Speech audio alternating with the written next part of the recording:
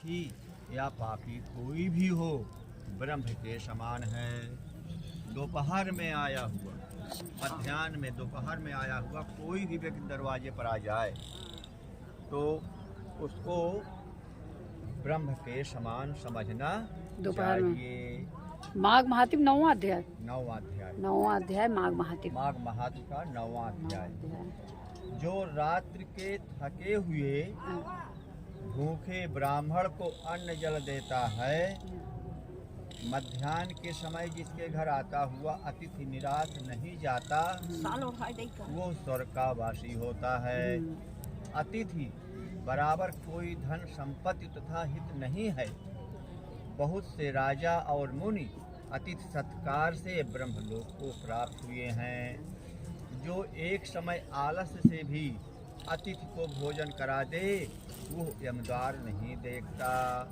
केसरी ध्वज, केसरी ध्वज माने हनुमान झंडा। हनुमान केसरी ध्वज से वैवस्वत देव ने कहा था कि जो कोई इस कर्म भूमि मृतलोक से स्वर्ग लोक जाने की इच्छा रखता हो, वो अन्न का दान करे। दूत कहता है कि यमराज कहते हैं कि अन्न के बराबर प्रभावती जो बात पूजा करने में फोन डिस्टर्ब कर। चाली आवा करा सुन लेवा करा और का इच्छा किया। केसरी ध्वज से वैवस्वत देव ने कहा हेलो कि जो कोई इस कर्म भूमि लोक में स्वर्ग लोक जाने की इच्छा रखता हो, वो अन्न का दान करे। दूत कहता है कि यमराज कहते हैं अन्न के बराबर दूसरा और कोई दान नहीं है।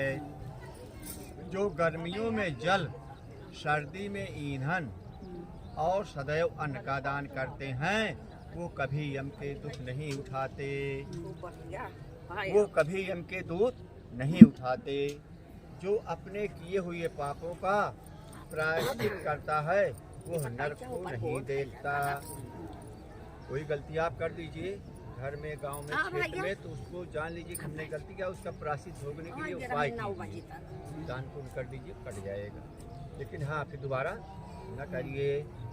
जो अपने किए हुए पापों का प्रायश्चित करता है, वो नरक को नहीं देखता। और प्रायश्चित न करने वाला मनुष्य नरक में जाता है। जो काया, वाचा और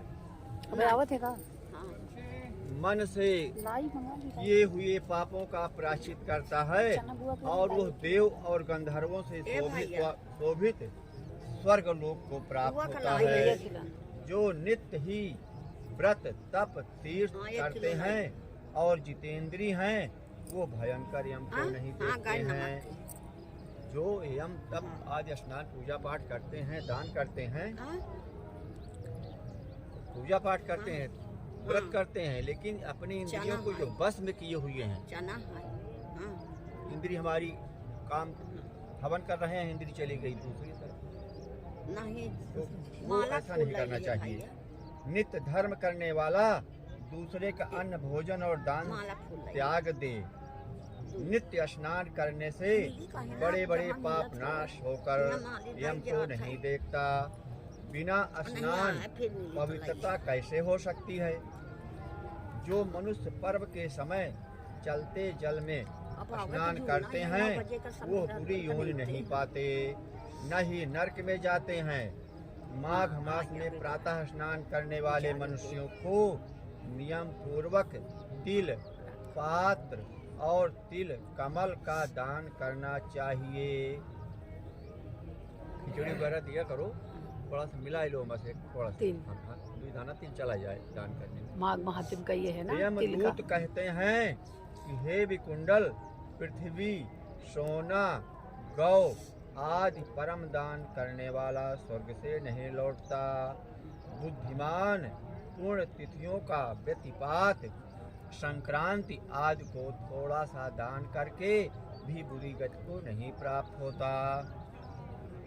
सत्यवादी, मौन रहने वाला, मीठा बोलने वाला, क्षमाशील, नीतिवान, किसी की निंदा न करने वाला, सब प्राणियों पर दया करने वाला, पराये गुणों का वर्णन करने वाला, पराये धन को तृण के समान समझने वाला, ऐसे लोग नरक को कभी नहीं भोगते।